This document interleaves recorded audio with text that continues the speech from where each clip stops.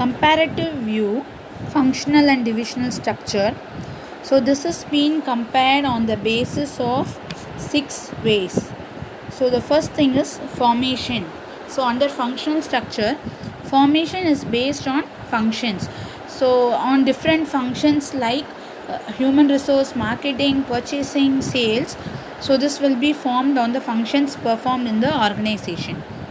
Divisional structure, formation is based on product lines and is supported by functions. So this is been based on the different product lines or different business lines also, and this is again been supported by the functions, functional structure. Second one, specialization. So functional specialization, so this has been specialized on the different functions performed again, and for divisional structure it is product specialization. Responsibility, difficult to fix on a department. So department wise, to give the responsibility, it is considered to be a very difficult task in functional structure, because this has been done wholly on the basis of the functions performed. So here it is difficult to fix the responsibility. Divisional structure, though this has been done by departments only, so here it is very easy to fix the responsibility based on the performance. Managerial development, difficult as each functional manager has to report to the top management.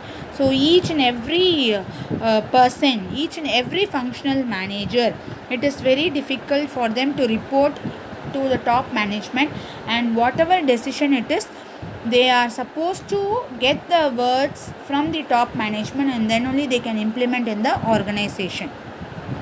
But in case of divisional structure, it is very easier because it is considered to be a autonomic one. Autonomy means each and every individual person, they can take their own decision. So the rights and responsibilities will be given to the department heads.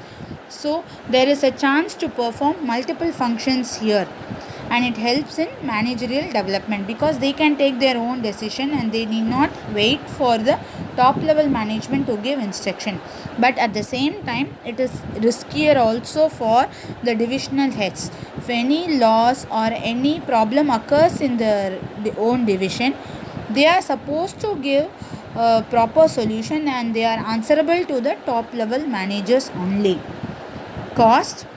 Under functional structure, functions are not duplicated, hence it is considered to be an economical one, because the repeated functions and repeated tasks will not be taken place here. So it is economical, that is reasonable cost will be there.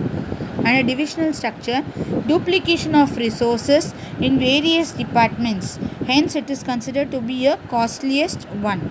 So what is duplication of resources? Purchasing of raw material, suppose if it is been there, it is been implemented in cosmetics department also, garment department, footwear, skincare, as it is given in your textbook chart. So raw material purchasing is common for all the departments, and likewise machineries and salary to be given for the workers, everything is common for all the departments, and hence it is considered to be a costliest one. Coordination, difficult for a multi-product company because it cannot be coordinated. Function wise it has been segregated, and coordination cannot be done in a proper manner here.